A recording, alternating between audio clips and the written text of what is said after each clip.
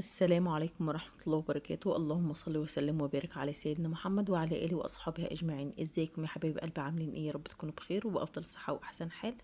يلا بينا نبدأ الفيديو بتاعنا، والنهاردة جاية لكم بفيديو جديد ويوم جديد بإذن الله. ويلا بينا نخش على الفيديو ونشوف هنعمل ايه.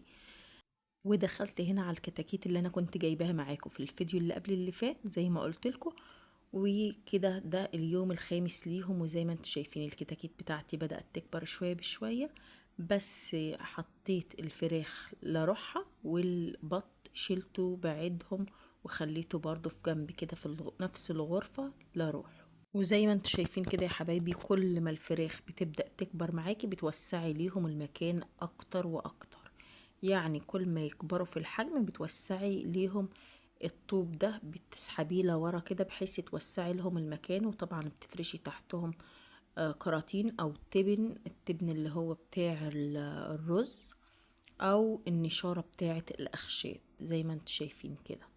فانا حاطه لهم تبن، وطبعا لازم ندفيهم لان الجو بدأ يسقع، فطبعا لازم يتدفوا كده معانا. وكل برضو ما يكبروا كل ما بترفعي السقاية على طوب زي ما هي مرفوعة كده، والعلافات برضو اللي فيها العلف ده بترفعيها على طول، لان الكتاكيت بتبدأ ترفس كده برجليها فبتطير العلف ده كله في الارض. فلازم يا حبايبي ترفعوها كده على طوب علشان الاكل برضو ينزل في جميع اجزاء جسمها. فزي ما انتم شايفين كده كل ما يكبروا بوسع لهم، وهتشوفوا معايا برضو في الفيديوهات الجديدة بإذن الله. زي ما انتم شايفين كده البط حطيته في الجزئية ديت، وبوسع له برضو، هوسع له شوية كمان لان حاسة ان المكان ضيق عليهم 15. بسم الله ما شاء الله. ان شاء الله نشوف تربية البط وتربية الفراخ هتكون عاملة ازاي، لان انا اول مرة الصراحة اربي البط. بربي الفراخ البيضة، بس اول مرة اجيب بط واربيه. فادعولي كده دعوة حلوة، واللي ما اشتركش في القناة ينزل يشترك ويدوس على كلمة الكل عشان يوصلك مني كل فيديو جديد. واللايك بتاعنا الحلو والدعوة بتاعتكم الحلوة اللي في الكومنتات بإذن الله، دعوة جميلة كده تشرح قلبي، ودعوة حلوة ليا ولأولادي بإذن الله. شايفين كده انا حاطه لهم الميه في العلبه بتاعه الحلاوه ديت طبعا، وحاطه فيها حجر علشان مش تتهز منهم او تتكب على الارض، لان البط بيحب الميه الكتير، فلازم على طول يكون قدامهم ميه. وطبعا كل ما بيكبروا كل ما بتوسع لهم علبة المية وعلبة الأكل بتاعتهم. طبعا بتفرطي برضو تحتهم شوية نشارة علشان السقعة وما ياخدوش برد أو يسهلوا منك. فخدي لك فكرة كده حلوة، ولو عايزة أي نصيحة اكتبي لي في التعليقات وأنا أقول لك تعملي إيه. وطبعا لازم أهم حاجة الفراخ البيضة هي اللي بتعوز تدفاية أكتر من أي حاجة تانية. الفرخ الأبيض لازم يتدفى، لأن زي ما بيقولوا كده فرخة بيضة ما بتتحركش، ودايما عايزة تبقى دافية، ودايما عايزة يكون في مكانها ما بتتنقلش. فزي ما انتم شايفين انا حاطه اللمبه بتاعتي كده ومدلدلاها من الشباك، منزلاها كده من الشباك، والسلك اهو بعيد خالص وحاطه في الفيشه دي. فزي ما انتم شايفين كده يا حبايبي اهو ادي السلك، ولازم ترفعيه وما تخليش اللمبه فوق الشباك، لا تحت الشباك تحت الخشب علشان ما تسحش او ما تسيحش اي حاجه منه.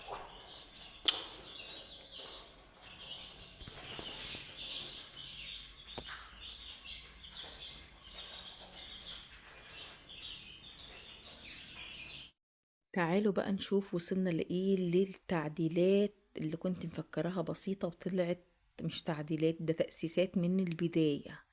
فتعالوا نشوف ده مقطع من الفيديو اللي نزل لكم، الفيديو اللي فات آخر فيديو نزل لكم. فوصلنا لحد هنا كان من البنيان، وطبعا حطينا الرمل وحطينا الأسمنت علشان طبعا يمحروا ويظبطوا كل الدنيا، علشان طبعا بعد كده مرحلة السيراميك واللون.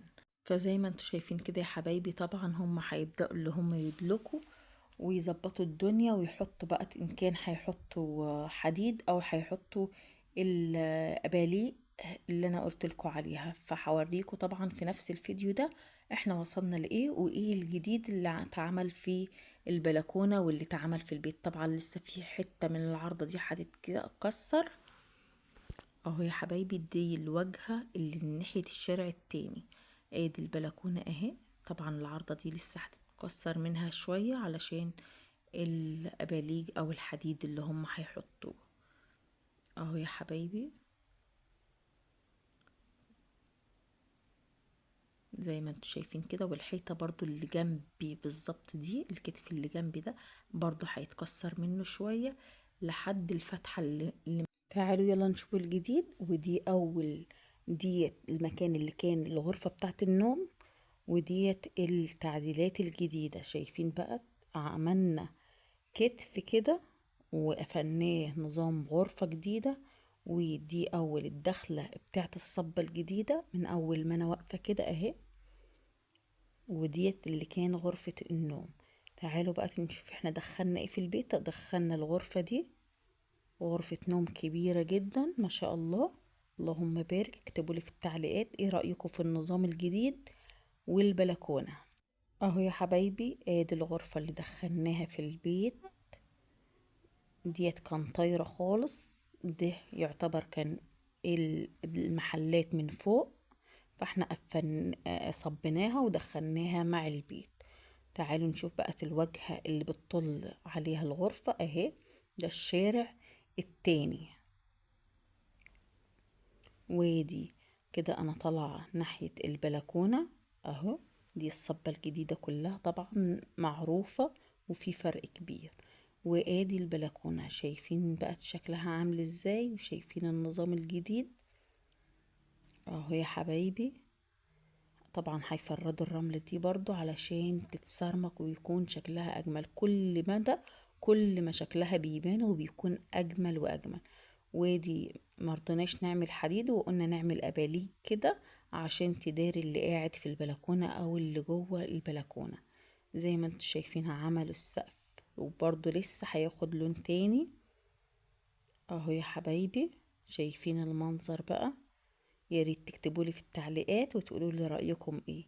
شايفين بقى الأراضي والخضار والزرع والأشجار. فقولوا لي رأيكم ايه وادونا نصيحة كده، وقولوا لي اعمل ايه واحط في البلكونة ايه واجيب فيها ايه. وقولوا لي كده. زي ما انتوا شايفين ادي الفرق. وادي معروف طبعا السقف اللي احنا صبناه والسقف القديم خالص. فزي ما انتوا شايفين دي البلكونة واسعة جدا وكبيرة جدا ما شاء الله اللهم بارك. وبتطل طبعا على الأراضي والجناين والشارع اللي احنا ما كناش عارفين نستخدمه ولا عارفين نفتح عليه أي واجهة أو أي شباك أو أي بلكونة. فزي ما انتوا شايفين ده الشارع اللي احنا استفدنا منه، الشارع الجانبي أو الشارع اللي في ظهر البيت اللي ما كانش بنروح عنده او بنفتح اي حاجة عنده. زي ما انتوا شايفين طبعا في وشه قاعة كده. وادي الرمل بيسووها كده طبعا علشان يسرمكوا كل حاجة مرة واحدة. اهو يا حبايبي مساحة البلكونة كبيرة جدا ما شاء الله اللهم بارك. اهو يا حبايبي لا إله إلا أنت سبحانك إني كنت من الظالمين. اللهم لك الحمد ولك الشكر يا رب العالمين.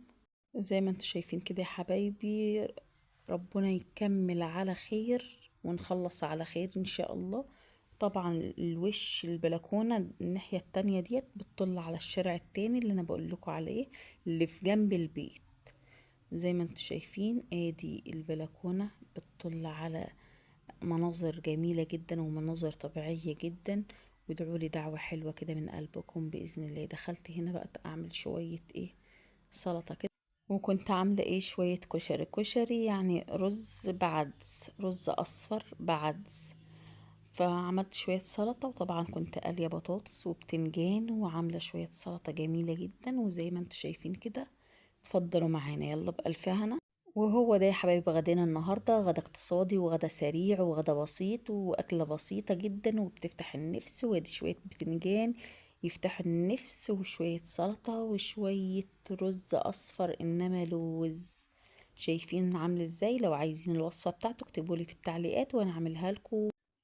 وهو ده الغدا بتاعنا النهاردة. غدا ان شاء الله يعجبهم بإذن الله. هو غدا بسيط كده. وياريت لو وصلت معايا لحد هنا من الفيديو ياريت تدوسي اللايك بتاعنا الحلو، وتدوسي على كلمة اشتراك اللي باللون الأحمر، وتدوسي على كلمة الكل عشان يوصلك مني كل فيديو جديد بنزله، واللايكات الجميلة بتاعتكم. إلى اللقاء في فيديو آخر، والسلام عليكم ورحمة الله وبركاته.